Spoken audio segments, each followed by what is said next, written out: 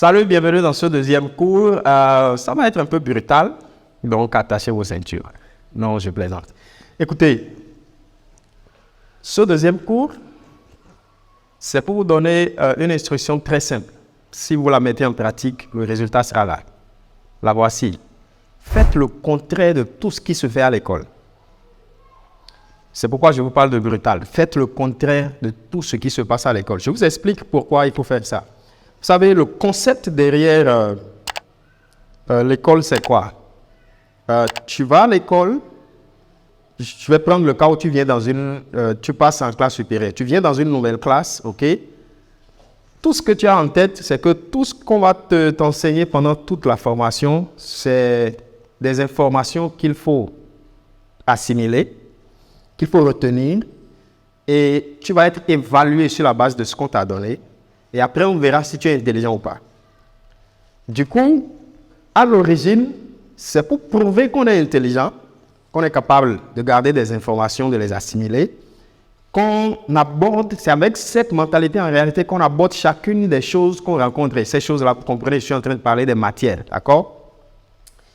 Et donc, quand nous avons commencé l'école, enfin, je ne vais pas dire commencer l'école, quand nous avons commencé la première classe d'anglais qu'on a faite, ok, c'est la 6e dans mon système, je ne sais pas ce que c'est chez vous. Cette année-là, l'anglais a été perçu par chacun de nous comme une matière, et c'est ce que c'était, d'accord? C'était une matière.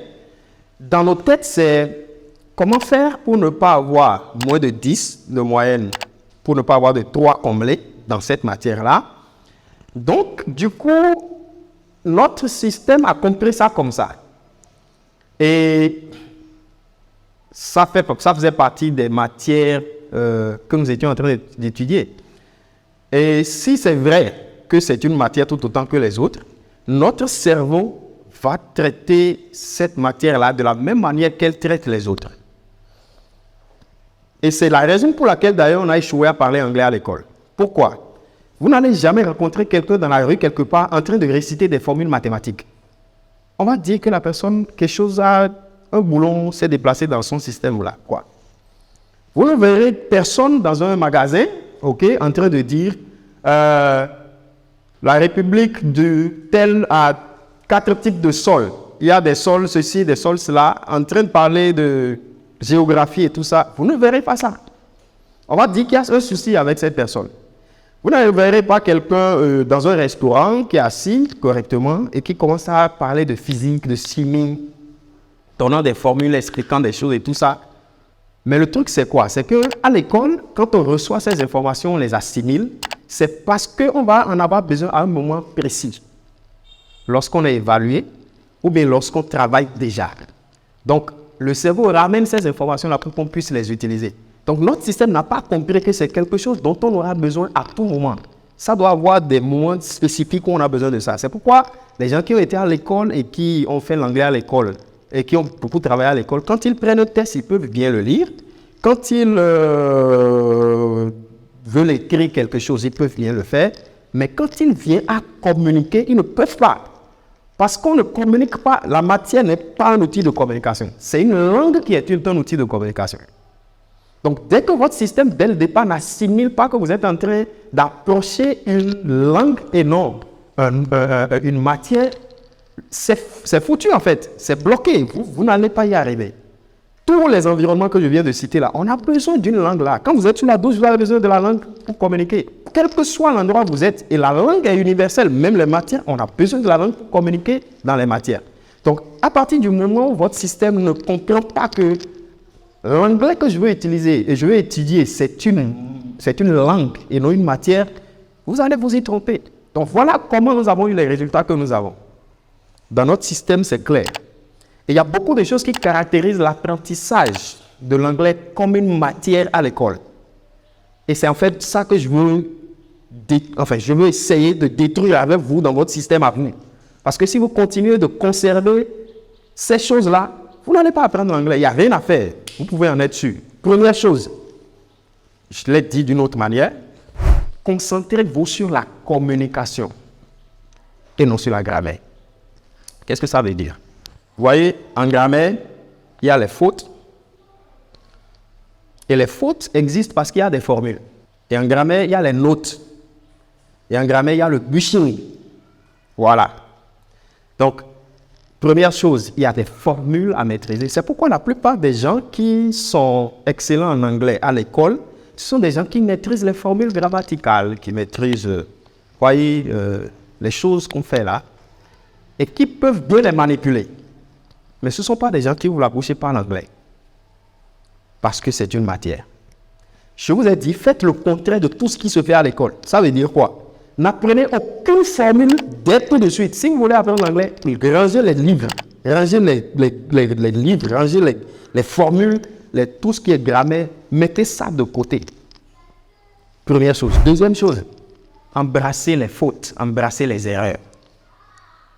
Aucun enfant n'a jamais été frappé par un parent ou un proche quand il a prononcé son premier mot dans la langue de ses parents, même quand c'est mal prononcé.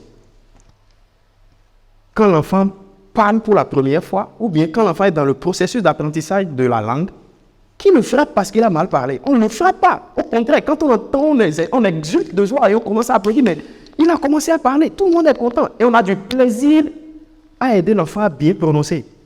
On ne le corrige pas. L'école corrige tout le temps avec des notes bizarres. Et ça casse les bras. Parce que c'est une matière. Maintenant, quand c'est une langue comme nos langues, la langue que nous avons apprise quand nous étions en train de grandir, il n'y a pas de notes, il n'y a pas quelqu'un qui est fâché, il n'y a pas quelqu'un qui corrige tout le temps et qui emmerde. Et il n'y a pas de livre, et il n'y a pas de dictionnaire.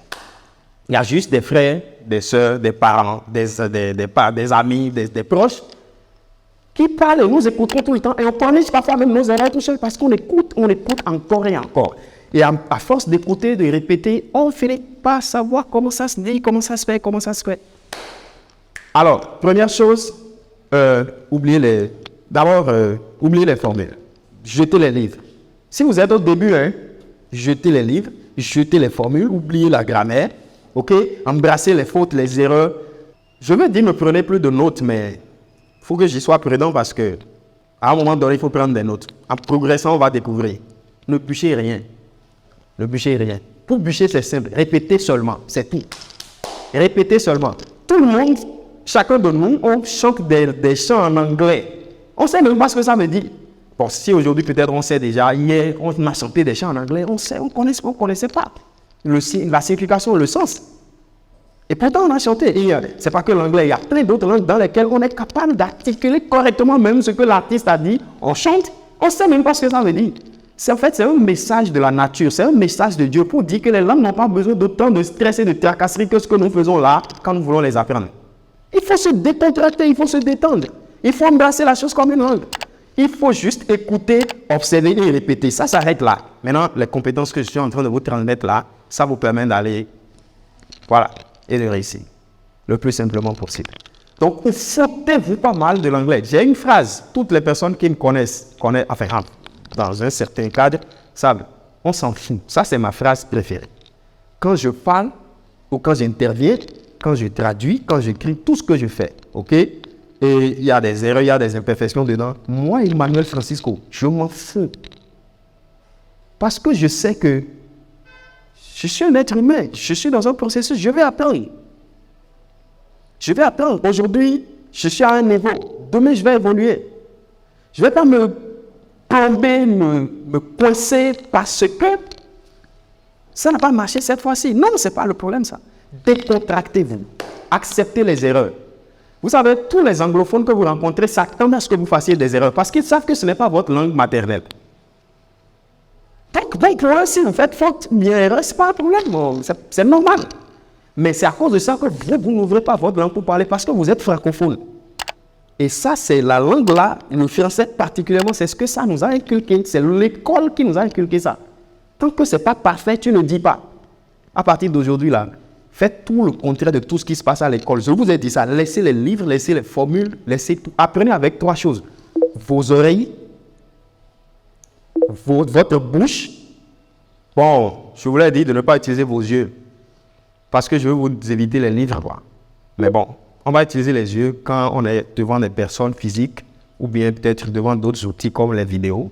Parce qu'il faut observer ce que les gens disent. Il faut observer l'environnement.